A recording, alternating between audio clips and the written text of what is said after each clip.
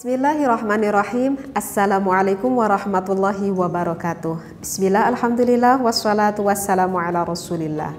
Alhamdulillah bisa berjumpa kembali bersama saya Tayyim. Insya Allah kali ini saya masih membahas mustahadah, mubtada'ah, mumayyizah. Ada yang masih ingat di pembelajaran sebelumnya apa itu mustahadah, mubtada'ah, mumayyizah? Mustahadah, mubtada'ah, mumayyizah adalah seorang wanita yang pertama kali haid tetapi dia mengeluarkan darah istihadah, artinya melebihi dari 15 hari. Tetapi wanita ini sudah bisa membedakan mana darah kuat dan juga mana darah lemah. Tetapi wanita ini mungkin wanita yang sudah pernah mengaji. Kenapa? Karena wanita ini sudah bisa membedakan mana yang darah kuat dan juga mana yang darah lemah, mana yang darah qawi dan juga mana yang darah dhaif.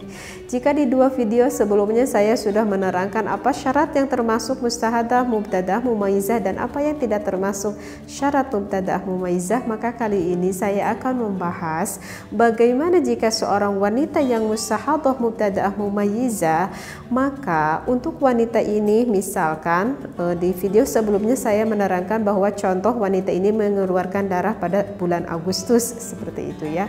Nah, maka untuk wanita ini dia itu harus tarobus. Apa itu tarobus? Tarobus itu artinya adalah menanti. Menanti dari apa? Menanti dia dari rutinitas yang biasanya dia lakukan kesehariannya. Misalkan biasanya dia suka melakukan sholat, maka kali ini dia tidak sholat. Biasanya dia misalkan pada bulan suci Ramadan dia berpuasa, wanita ini maka untuk kali ini dia tidak berpuasa.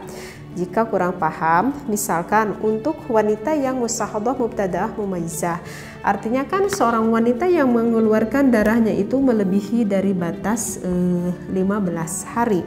Jika seorang wanita yang melebihi darah dari 15 hari kan itu sudah tentu berarti ada darah istihadahnya karena melebihi dari masa maksimal haid. Nah, untuk wanita yang mustahadah, mubtada'ah, mumayyizah, mungkin pada tanggal 1 dia mengeluarkan darah, pada tanggal 2, pada tanggal 3, pada tanggal 4 dia tidak melakukan sholat karena dia menganggap bahwa ia mengeluarkan darah haid, sehingga terus dia menunggu ternyata melebihi dari 15 hari. Kemudian setelah pada tanggal 16 hari kemudian dia berkata, oh berarti ini ada darah istihadahnya. Karena ini sudah melebihi dari 15 hari, wanita tersebut masih tetap mengeluarkan darah. Nah, wanita ini kan pada tanggal 3, 4, 5 sampai pada tanggal 15 kan dia berpikir bahwa dia itu adalah mengeluarkan darah haid. Ternyata ketika sudah tanggal 16, tanggal 17 dia masih mengeluarkan darah, kemudian baru dia berpikir berarti saya mengeluarkan darah istihadah. Kemungkinan wanita ini bersuci pada tanggal 15 ataupun ke tanggal 16-nya begitu ya. Wanita ini kemudian mandi besar. Tetapi kan tidak semuanya dari 15 hari ini dihukumi haid. Maka mana yang dihukumi haid dan mana yang dihukumi istihadah, maka jawabannya sudah ada di video-video sebelumnya gitu ya. Mungkin saja haidnya 1 hari, mungkin saja haidnya 5 hari, mungkin saja haidnya itu 3 hari dan sisanya itu adalah istihadah. Nah, bagaimana ternyata misalkan haidnya itu hanya 2 hari, sisanya yang 13 hari dia tidak melakukan sholat, misalkan pada bulan Ramadan dia tidak berpuasa, maka bagaimana dia tidak sholat dan juga tidak berpuasa, maka wanita tersebut harus mengqadha sholatnya dan juga harus mengqadha puasanya. Di garis bawahi dia, wanita tersebut harus mengqadha sholatnya dan juga harus mengqadha puasanya jika kejadiannya terjadi pada bulan Ramadan seperti itu ya. Jadi dari ini sudah bisa dipahami ya. Jadi tadi apa yang saya katakan, wanita ini harus tarobus, artinya tarobus itu adalah harus menanti sampai menunggu pada tanggal 15. Baru setelah tanggal 15 wanita ini harus mandi besar dan dia bisa menentukan hukumnya, yang haidnya berapa hari, yang istihadahnya berapa hari. Baik, ini sudah bisa ada kesimpulan satu yang bisa kita pahami. Untuk yang selanjutnya, bagaimana untuk wanita yang mustahadah, mubtada'ah, mumayyizah ini? Misalkan ini kan tadi saya contohkan pada bulan Agustus, kemudian pada bulan selanjutnya berarti pada bulan September begitu ya. Nah, pada bulan September wanita ini mengeluarkan kembali darah. Wanita ini mengeluarkan kembali darah. Nah, ketika mengeluarkan kembali lagi darah, maka wanita ini menghukuminya bagaimana? Begitu kan? Maka wanita ini menghukuminya bagaimana? Nah, maka jawabannya, jika wanita ini pada bulan September kemudian kembali lagi mengeluarkan darah, maka dihukuminya untuk tahap awal dulu ya. Untuk tahap awal, wanita ini harus mengikuti hukum pada bulan Agustus yang telah terjadi. Untuk tahap awal, wanita ini harus menghukumi dulu pada bulan Agustus yang telah terjadi.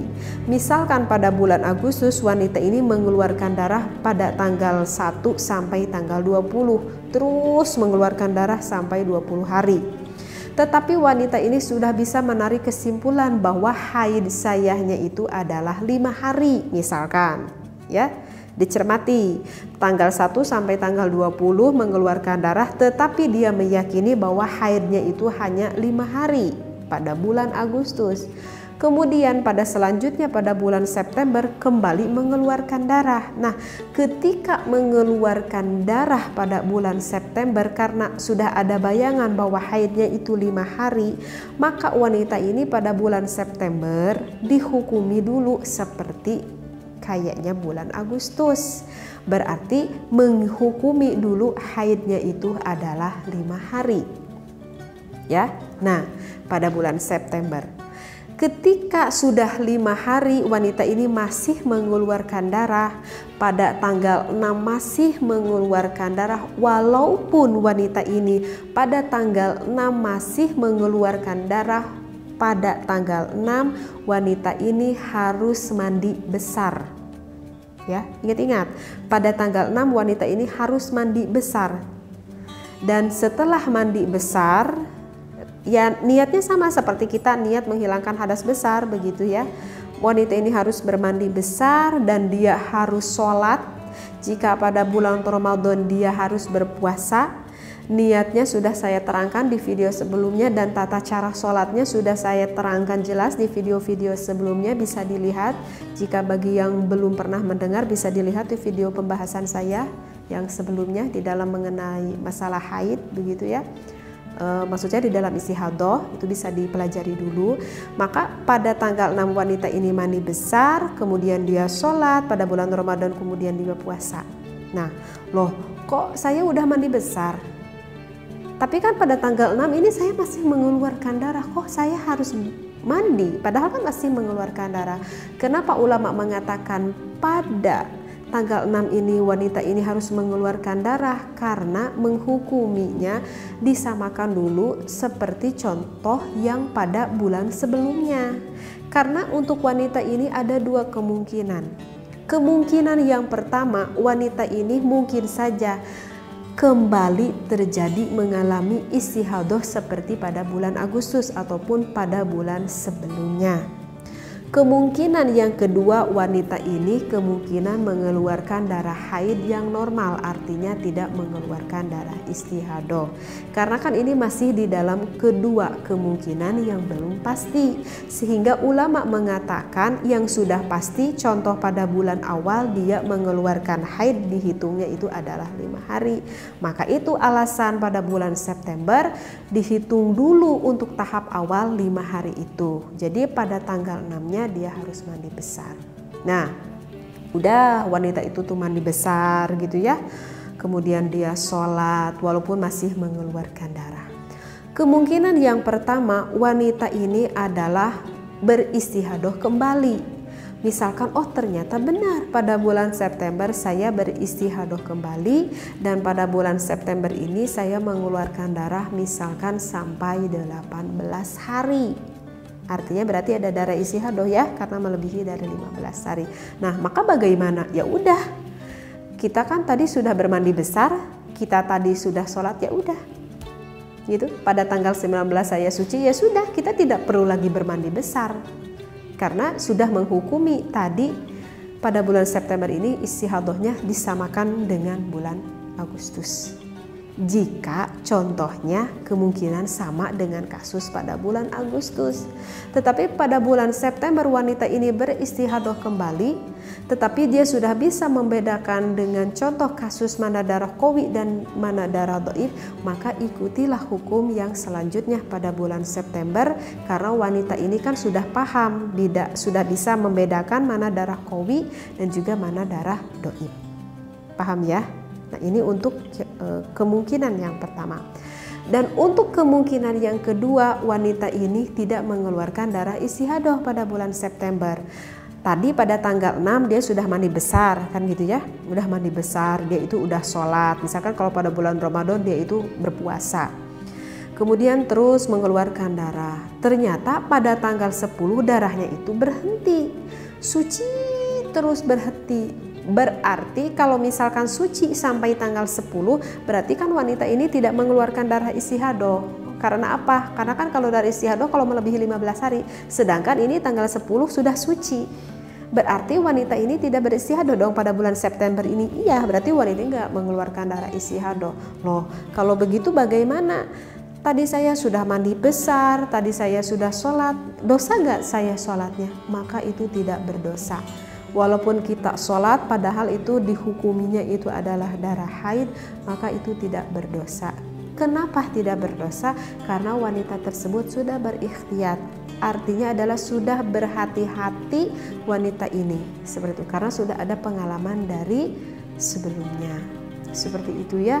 Jadi untuk pembahasan yang barusan sudah saya sampaikan, sekali lagi jika wanita ini pada bulan September mengeluarkan darah, tahap awalnya harus ikuti dulu aturan pada bulan sebelumnya.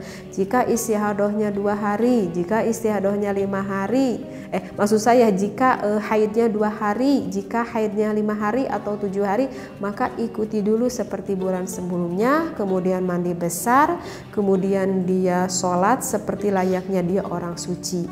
Jika istihadah kembali seperti itu, maka ya sudah, lanjutkan saja, tidak perlu mandi besar kembali.